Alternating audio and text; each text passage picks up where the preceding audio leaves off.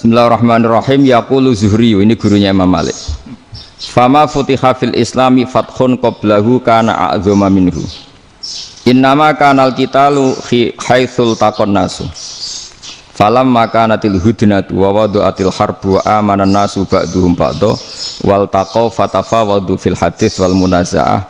Falam yaklim ahadun bil islami yaqilu syai'an illa dakhala fihi. Walaqad dakhalataini kasanaten mithlu mangkana fil islam qabla dzalika wa aktsar. Terus ini ngomongnya harus santai, nggak boleh provokatif. Begini, kita tahu dalam perdamaian Hudaybiyah itu poin-poinnya itu semuanya merugikan Islam. Di antaranya adalah jika yang Islam masuk kafir harus dibiarkan karena berarti masuk ke habitat asli. Karena Nabi sebelum jadi Nabi komunitas pokok itu kafir, sehingga kalau Islam masuk kafir kembali ke habitat. Tapi kalau Islam masuk kafir, kafir masuk Islam itu harus dikembalikan karena dianggap bid'ah. Maka kalau kamu dituduh bid'ah itu tenang saja, dulu Nabi itu ya dituduh ji'ta bidinin muhdas, kamu datang dengan agama yang baru. Cuma agak diteruskan wa kullu muhdatsatin bid'ah wa kullu bid'atin dalalah. Jadi orang-orang kafir dulu kalau ngomentari Nabi ji'ta bidinin muhdas, kamu datang dengan agama yang apa? Baru. Nabi nurut. Semua perjanjian yang merugikan Islam itu Nabi nurut. Tapi Nabi hanya minta satu hal, jangan ada perang 10 tahun. Dan orang boleh seminar, boleh diskusi tentang Islam. Ya ini dengerin betul ini. Jadi saya tidak akan provokatif, ini pakai logika. Nanti bisa dipakai disertasi doktor. Tapi saya minta orang boleh diskusi, boleh seminar tentang Islam. Akhirnya saat itu juga ada orang yang masuk Islam. Di depan tulisan itu belum kering istilahnya. Datang ke situ namanya Abu Jandal bin Suhail bin Amr. Itu datang ke Nabi, ya Rasulullah saya ini mau masuk Islam. Kata orang-orang kafir, ini pertama Muhammad, kamu komitmen enggak sama perjanjian? Kalau kamu komitmen harus kamu kembalikan. Nabi bilang, ya Abu Jandal kamu kembali ke mereka, ke habitat mereka, yaitu menjadi kafir, di komunitas kafir maksudnya. Akhirnya nangis. Umar, Sayyidina Umar itu mendekati Abu Jandal, kemudian memberi isyarat supaya ngambil pedangnya. Jadi isyaratnya wong ini baca ora wis. Maksudnya orang-orang kafir. Tapi Abu Jandal nggak mau. Singkat cerita akhirnya kembali ke komunitas kafir. Tapi yang dikatakan Imam Zuhri cara analisis ini nggak bisa pakai provokatif, harus pakai analisis. Innama kanal qitalu haitsul taqon nasu. Yang namanya perang itu menjadikan orang tidak berpikir jernih. Ini poin yang diambil oleh Rasulullah. Kalau dibahasakan Nabi curi kesempatan, masuk Nabi dikatakan mencuri, meskipun itu hanya bahasa ya. Enggak mungkin lah kita bahasakan seperti itu. Saya ulang lagi ya. Kenapa ada perang berkesinambungan sampai tahun ke-8 Hijriah? Mulai tahun kedua ada perang Badar sampai tahun 8 Hijriah itu perang terus. Nabi sama orang kafir perang terus. Akibatnya apa Pak Profesor? Namanya perang itu ya nggak kau bermikir. Pokoknya agar ketemu Islam perang, Islam ketemu kafir perang, nggak kau bermikir. Padahal Islam itu bisa diterima oleh akal sehat, harus lewat diskusi, lewat pengamatan, lewat pemikiran, lewat pengendapan berpikir. Makanya Nabi tahu ini masalah besar. Kalau orang perang terus, itu gak kober mikir Islam, tidak sempat diskusi tentang Islam. Makanya Nabi hanya minta satu poin. Oke, perjanjian ini saya turutin semua, tapi saya minta orang kafir semuanya boleh mendiskusikan Islam, boleh seminar tentang Islam. Mereka bilang iya, karena pikiran mereka kan diskusi paling piye. Ternyata betul, ada diskusi. Terus temanya gini, kira-kira bener di Muhammad Abu Jahal. Terus Tuhan Muhammad sama Tuhan Abu Jahal itu keren mana? Diskusi. Tuhan Muhammad itu khaliqus samawati wal ardi, yang menciptakan langit bumi. Sebagaimana kampanyenya Muhammad. Ya mereka masih jangkar bilang Muhammad. Kalau Tuhan kita, ya berhala itu yang kita bikin, yang kadang rusak, yang kadang kudanan, terus lumutan, pokoknya terus diskusi. Kita kok bener pengirannya Muhammad. Terus Muhammad Abu Jahal. Mulai dhisik Muhammad itu ora tau bodoni. Mulai dulu Muhammad tuh gak pernah bohong. Abu Jahal, waduh, wis bodoni ngongkonan. Wis ribet kan? Dan semua diskusi itu mengarah ke kebenaran Islam. Akhirnya ngomong kafir sing tokoh-tokoh yo cara Jawa yo. Wah, semane jebule masalah ini kan. Artinya gini, kalau kita ingin Indonesia damai, sebenarnya yang untung itu Islam. Karena Tuhan yang menciptakan langit dan bumi tentu gak akan diperbandingkan atau akan dikalahkan oleh Tuhan yang lahirnya saja sudah di bumi. Misalnya kita menjual Tuhan Allah, siapa itu yang menciptakan langit bumi yang ada sebelum langit bumi? Bandingkan dengan Tuhan yang lahirnya di bumi, ada tanggal lahirnya, ada aktenya, itu kan sudah ribet kan? Begitu juga kalau memperbandingkan tokoh. Muhammad itu siapa? Tokoh yang bisa menyatukan pan Arabik, tokoh yang begini-begini, yang sayang istri, sayang keluarga. Dibandingkan dengan tokoh Abu Jahal, Abu Lahab yang corong jauh penggaweannya yang ngerugikan orang lain. Akhirnya orang itu mulai tertarik sama Islam. Makanya kata Az-Zuhri pakai bahasa dulu, falam yaklim ahadun bil Islam. Tapi kalau sekarang yang populer itu bahasa yatakallam. Sebenarnya yang benar itu bahasa kalimah yaklimu kalaman, karena masdarnya itu kalam, berarti sulasi nopo mujarrad. Tapi di fiilnya itu mujarradnya enggak kelaku. Jadi di fiilnya takallama ya takallamu, tapi untuk masdarnya yang kelaku kalaman. Jadi ini agak unik, agak enggak lazim. Sebenarnya kan takallama ya takallamu takalluman, tapi di masdarnya kalam populer, tapi di fiilnya tidak populer. Saya teruskan ya. Ini penting sekali. Jadi menjual Islam, kalau boleh dibahasakan menjual, itu tetap enak dalam kondisi damai. Karena kalau kita perang, itu bawaannya kalau ketemu ya perang. Kalau ketemu perang, sehingga orang itu rakober diskusi loh. Saat benernya Islam sampai kafir itu bener di. Karena tidak kober diskusi, tidak sempat diskusi, orang yang milih yang kafir. Karena yang mayoritas yang kuat. Sementara Islam zaman itu lemah. Ya Nabi itu yang diminta hudnah, yang penting kita damai. Terus orang boleh mendiskusikan benar mana kita dan mereka. Ya setelah diskusi ya tadi kan nggak mungkin Allah yang begitu keren hebat pencipta langit bumi dibandingkan berhala yang mengurus dirinya sendiri saja tidak bisa. Walhasil terus orang mulai tertarik sama Islam dan aturannya nggak boleh dilarang diskusi itu. Nah makanya saya pernah ditanya beberapa profesor di Jogja, Gus, suatu saat kalau kampus paling keren di Jogja ini ada Islamic Studies, kemudian pengajarnya dari berbagai agama, ini riskan nggak bagi Islam? Saya jawab, asal yang didiskusikan Islam itu nggak masalah, yang repot itu nak umat Islam. Karena kalau umat Islam yang jadi percontohan, banyak raja yang dolim, banyak pemimpin muslim yang dolim, terus identik dengan Islam itu jadi dolim kan ribet.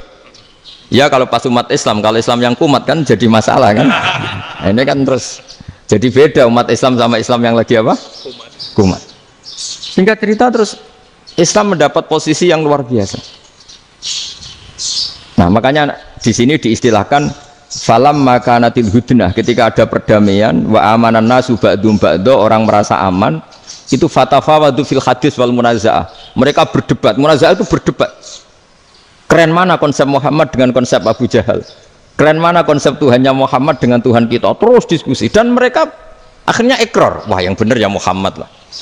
Di mana-mana Tuhan tuh ya sebelum langit dan bumi, di mana-mana Tuhan ya punya reputasi menciptakan. Masa Tuhan reputasinya diciptakan, no, kayak berhala dan sebagainya. Ibadah juga gitu. Ibadah wong kafir itu kalau tawaf itu telanjang, ibadah Muhammad santun pakai pakaian. Terus akhirnya mereka mulai tertarik Islam. Sehingga saya lihat di beberapa tafsir, saya memang tidak akan ngomong yang tidak serius, ngergani Unisba ben sawangane pemikir serius. Di Quran itu sampai lihat di tafsir Tobari itu ada ayat bal naqzifu bil haqqi 'alal batil fayadmaghuhu fa idza huwa zahid. Qadzafa itu kalau di kamus tak lihat itu takallama bila dalilin. Qadzafa itu ya pokoknya sekenanya. Artinya gini, kebenaran Islam atau kebenaran hak itu kamu taruh sekenanya saja itu tetap menang. Apalagi kamu taruh secara teratur, kamu taruh sekenanya saja itu tetap menang. Sehingga di sini banyak sahabat yang hidup di Cina. Sekarang juga banyak orang alim yang milih hidup di Amerika, banyak orang alim yang milih hidup di Inggris. Dan mereka pede, percaya diri, karena kebenaran itu kamu letakkan di mana saja, itu tetap akan menang, akan menemukan momentum kemenangannya. Misalnya gini, contoh paling gampang. Dulu para peneliti, seorang lagi dulu para peneliti itu ya datang kemana-mana, termasuk Ibnu Battuta, termasuk Ibnu Khaldun, ya semua peneliti itu suka neliti. Setelah diteliti, Quran itu satu-satunya kitab suci yang membicarakan sains, misalnya tentang falak, tentang astronomi, tentang asal-usul kejadian manusia, kejadian makhluk. Juga bicara tentang geografi, geologis, semuanya. Sementara kitab lain hanya cerita tentang mawaid wal hikam wal ibar. Jadi diteliti kayak apa, pada akhirnya hak ini yang menang. Bal naqdhifu bil haqqi 'alal batil fayadmaghu fa idza huwa zahid. Saya berkali-kali cerita, ada ulama yang ahli matematika. Ketika ditanya kenapa kamu suka ngajar matematika, sampai muridnya itu ragu, ini guruku mlebu swarga ta ora, penggaweane mulang matematika. Tapi para muridnya bermimpi bahwa Imam Amudi itu disuruh ngajar para malaikat. Dan itu pede betul dia. Kata Allah, ini ulama saya yang iman kepada saya setingkat iman kamu. Dari malaikat itu tidak mungkin Gusti, kita menyaksikan langsung engkau, sementara ini di bumi nggak nyaksikan jenengan. Kenapa bisa sepede dan seyakin itu? Akhirnya Imam Amudi disuruh ngajarin matematika. Jadi Anda kalau profesor itu nanti harus sempat ngajari malaikat, itu baru benar-benar profesor. Jadi nanti di akhirat ngajari siapa? Malaikat.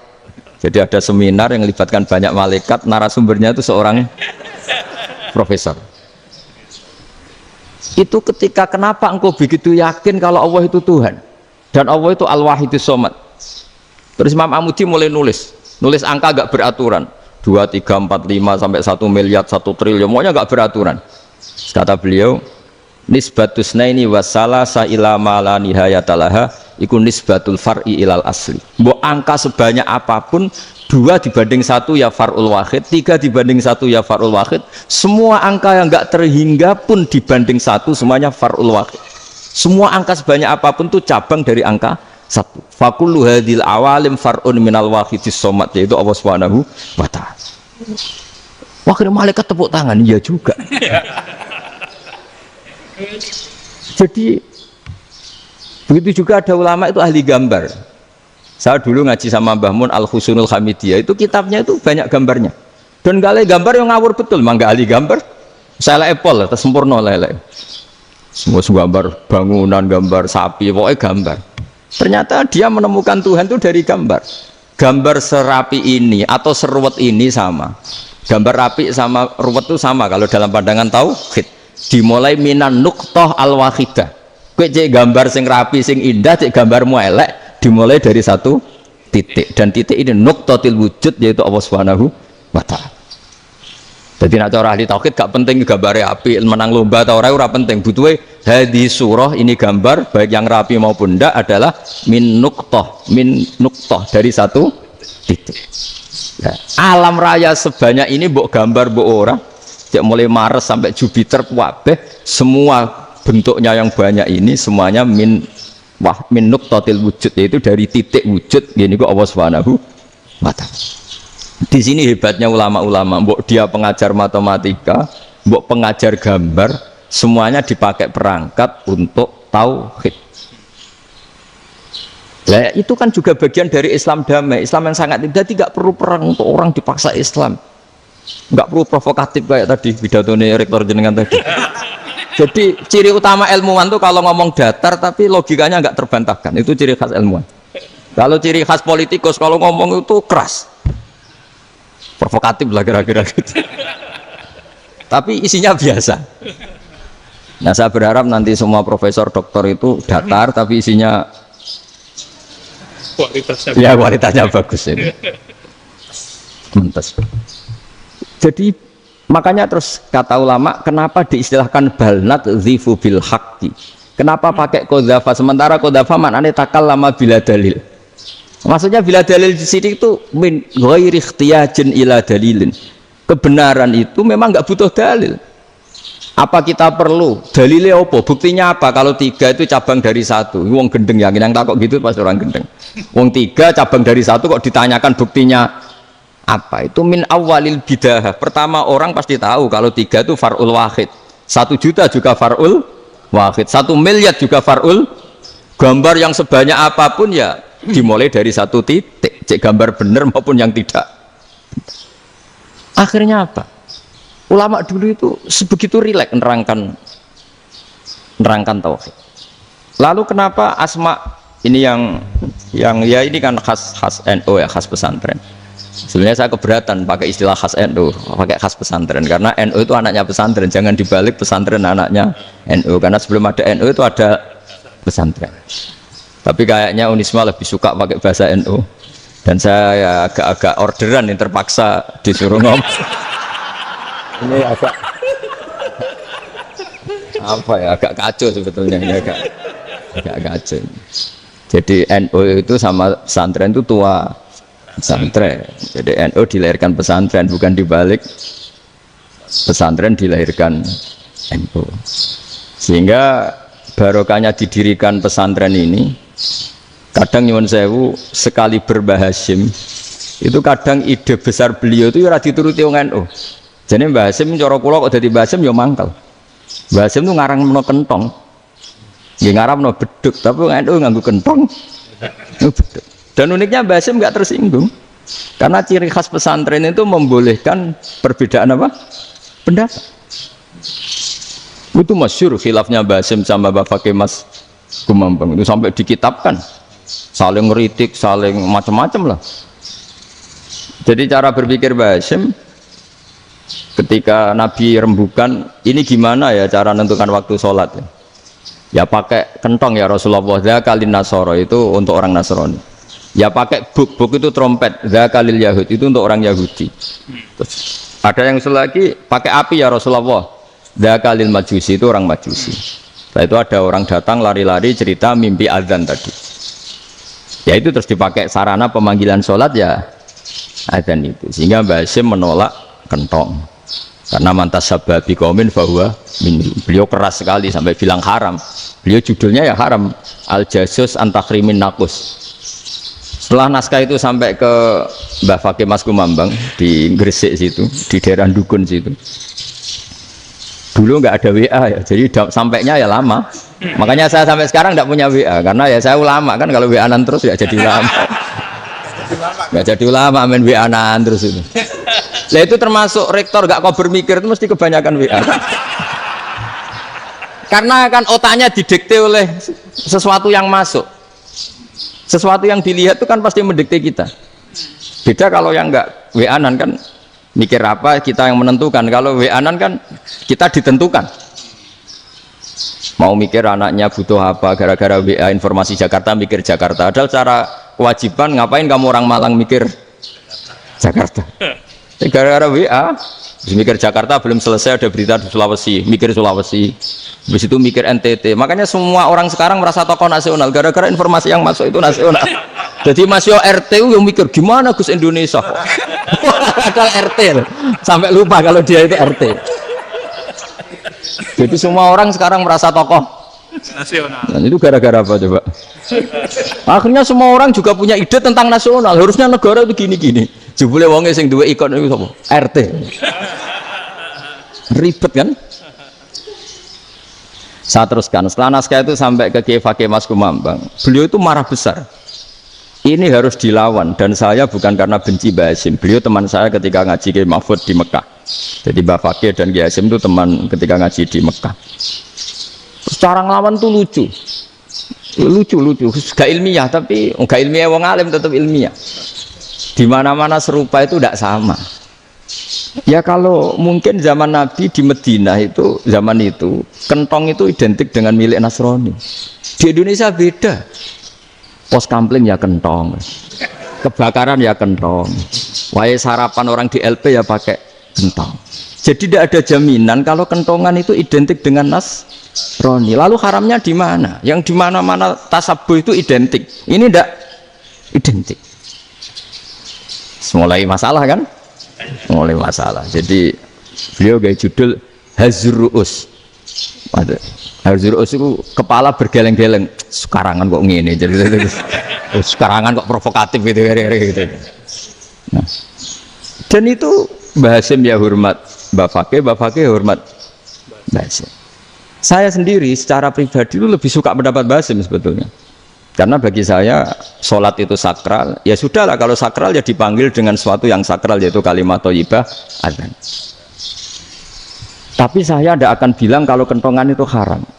Karena kalau haram alasannya mirip orang Nasrani, sementara pos kamling ya pakai kentong, ada banjir ya kentong, ada kebakaran ya kentong.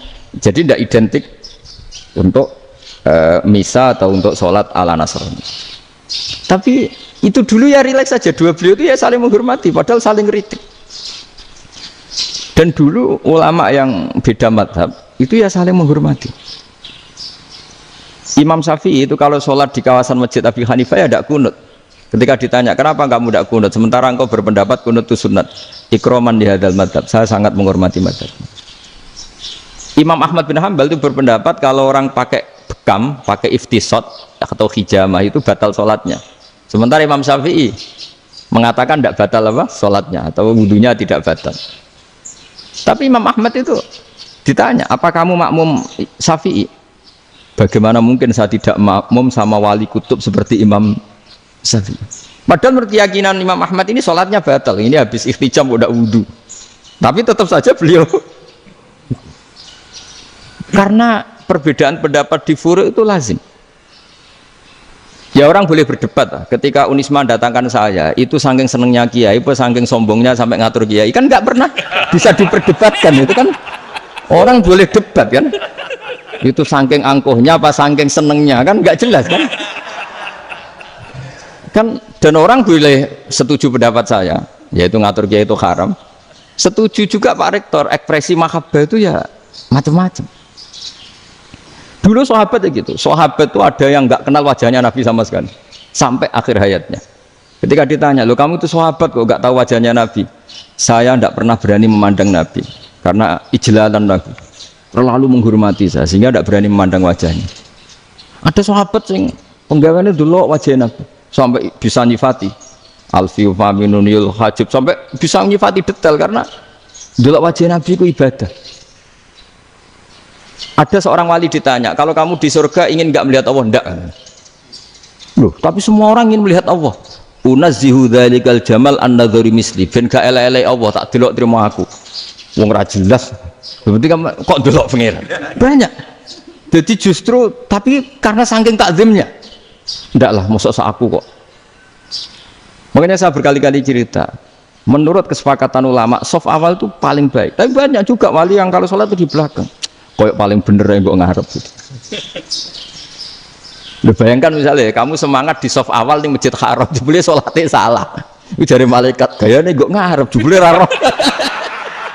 Ini di sini wong, jebule bodoh gitu. Gayane gue ngarep, jebule. Coba orang kalau sowan Mbah Mun, yang berani di depan itu kan ya ketuanya atau jubirnya kan, yang merasa tidak pati pinter-pinter kan mesti di pojokan. Artinya sudut pandang seperti itu ya sah saja, apa? Sah saja. Makanya banyak sahabat yang jarang sowan Nabi, alasannya takut ganggu Nabi.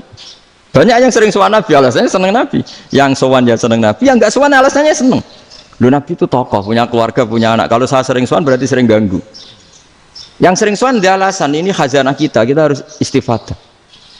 Jadi zaman dulu dia biasa dua sahabat, yang satu milih mahabbah itu milih sering sowan, yang satu juga mahabbah milih tidak sering.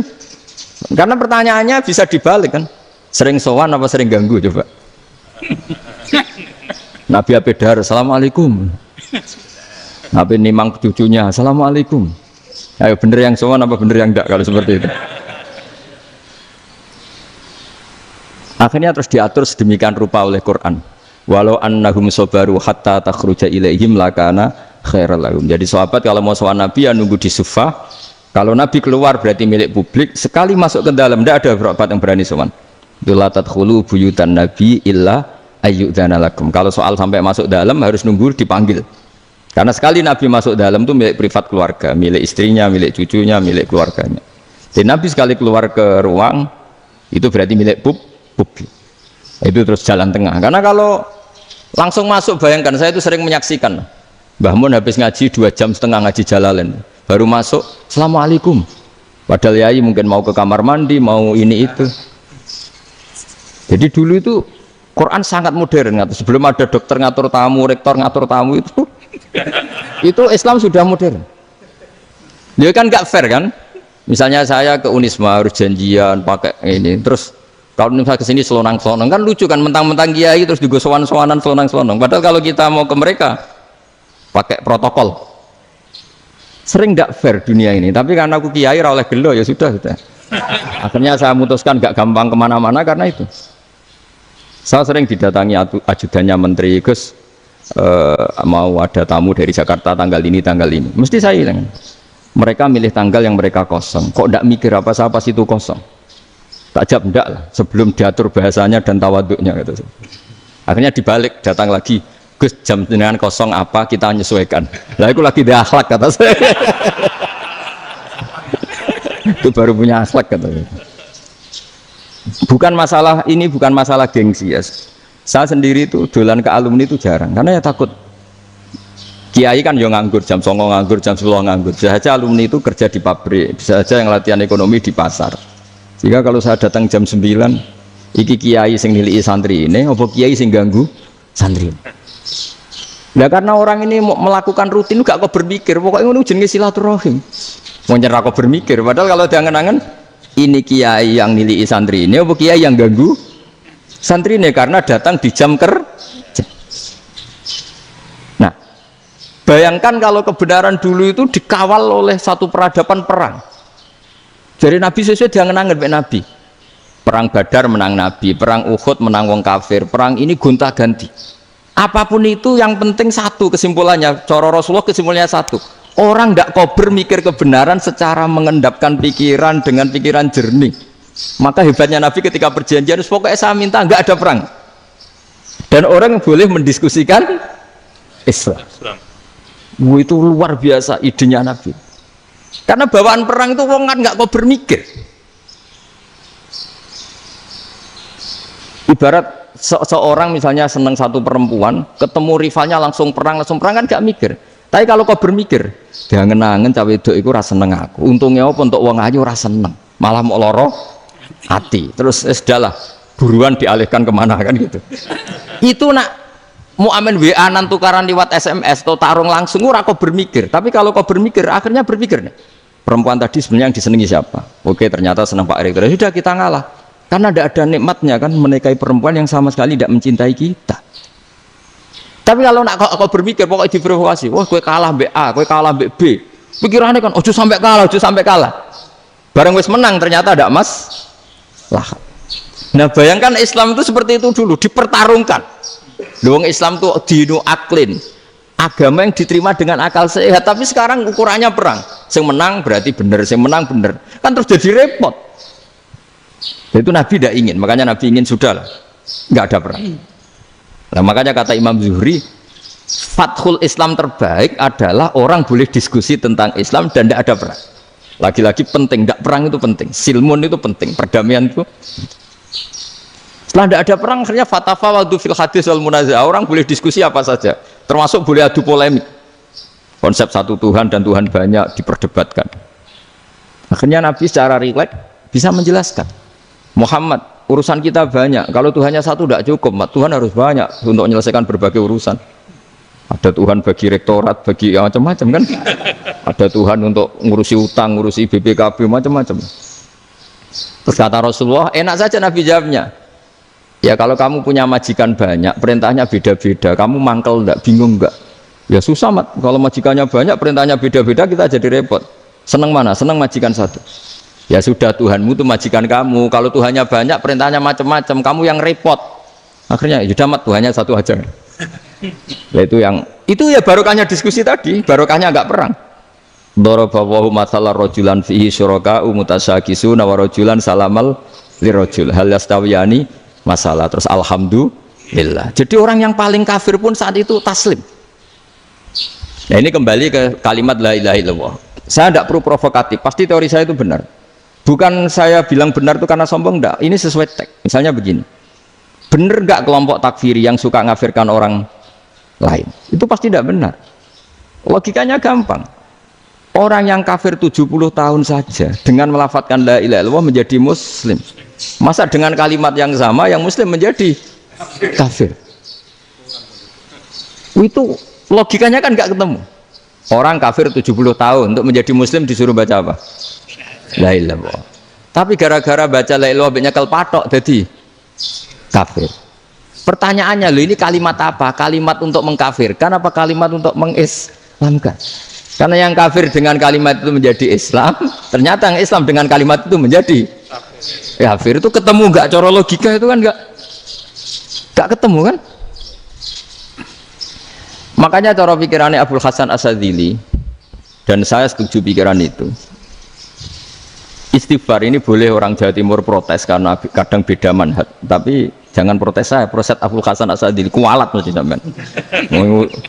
Ketua Torekoh napa? Sadiliyah. Cara madzhab Sadili, dan Anda boleh berbeda madzhab, mencari khasnya wong kampus itu wani beda. Beda kapasitas lah, pokoknya butuhnya beda.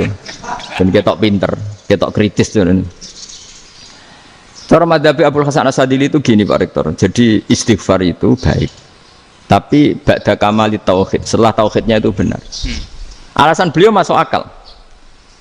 Ketika ada ayat fa'alam annahu la ilaha illallah wastaghfir li dzambik. Bihadil kalimah. Jadi orang boleh istighfar setelah tauhidnya benar. Alasannya Abdul Hasan Asyadzili begini. Qulil ladzina kafaru iyantahu yughfar lahum ma qad salaf. Katakan kepada mereka yang kafir, sekali mereka tidak kafir, maka otomatis dosanya masa lalu diampuni. Pertanyaannya, yang bisa menghentikan kekafiran itu kalimat apa? La ilaha illallah. Dengan hanya melafadzkan la ilaha illallah Muhammadur Rasulullah langsung yughfar lahum ma qad salaf, langsung dosanya diampuni. Berarti yang menjadi pengampun dosa lah, penyebab pengampunan itu apa? La ilaha illallah. Itu bahkan orang kafir belum istighfar. Di ayat itu kan Allah enggak mensyaratkan setelah la ilaha illallah istighfar baru diampuni, enggak. Asal la ilaha illallah langsung yughfar lahum ma qad salaf. Saya ulang lagi ya, jelas ya. Jadi kulil ladzina kafaru iyantahu yughfar lahum ma qad. Nah, sekarang iyantahu, mereka berhenti dari kafirnya. Syaratnya pakai apa? La ilaha illallah Muhammadur, itu langsung yughfar lahum ma qad. Artinya apa? Ghufranullah itu bisa didapat hanya dengan mujarrodut tauhid, yaitu hanya dengan melafadzkan kalimat thayyibah. Dan sahnya istighfar juga berdasar kalimat thayyibah itu. Misalnya gini, orang kafir sebelum Islam melafadzkan astagfirullah, astagfirullah, astagfirullah, kira-kira diterima enggak? Enggak kan? Karena syaratnya istighfar ba'dat tauhid. Nah, makanya dalam madzhab Sadili istighfar itu setelah la ilaha illallah. Karena cara pandang ya seperti itu. Jadi fa'alam annahu la ilaha illallah wastaghfir li dzambik. Jadi dengan kebenaran tauhid saja ini sudah cukup kita insya Allah layak diampuni. Karena innallaha la yaghfiru ayyusyraka bihi wa yaghfiru ma duna dzalika liman yasha. Jadi orang yang tauhidnya benar itu bisa diampuni Allah asal tauhidnya benar. Itu Allah ngendikan liman yasha wa yaghfiru ma duna dzalika liman yasha. Dawe Imam Suyuti walam yakun liman yastaghfir. Jadi orang yang bertauhid secara benar meskipun gak sempat istighfar itu tetap potensi diampuni. Karena bawaan tauhid itu sudah menjadi layak diampuni. Kayak orang kafir sekali ngelafadzkan kalimat tauhid, mbok gak istighfar langsung diampuni. Nah, karena melihat seperti itu terus orang berlomba-lomba memperbanyak jumlah ngelafadzkan la ilaha illallah. Jadi kita yang alim, kita semua, saya tidak bilang saya, kita termasuk yang di pinggir-pinggir saya ngaku alim ora masalah lah sopai. Kita semua yang alim-alim itu tahu bahwa la ilaha illallah itu super. Sudah bawaannya tauhid, juga punya kelayakan Nah, kemudian nasib kita agak sial. Malah kalimat ini dituduh bid'ah, dituduh khurafat. Mergo Nabi nggak pernah tahlilan, Nabi nggak pernah.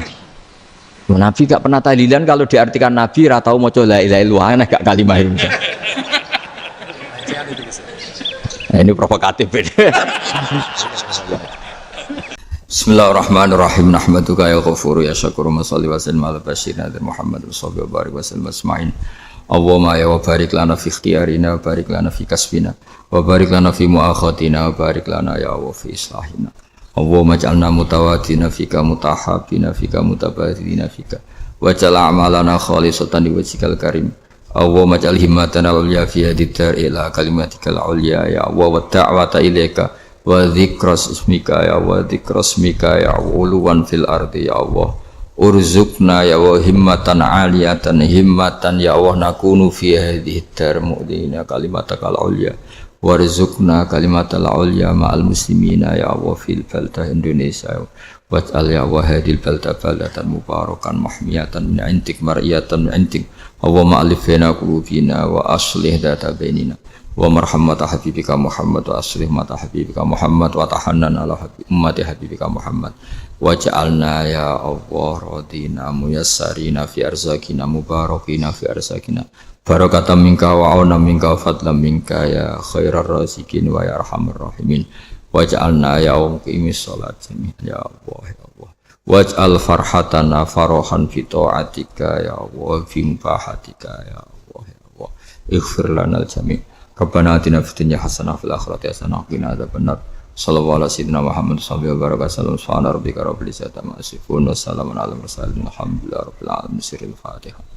Bismillahirrahmanirrahim.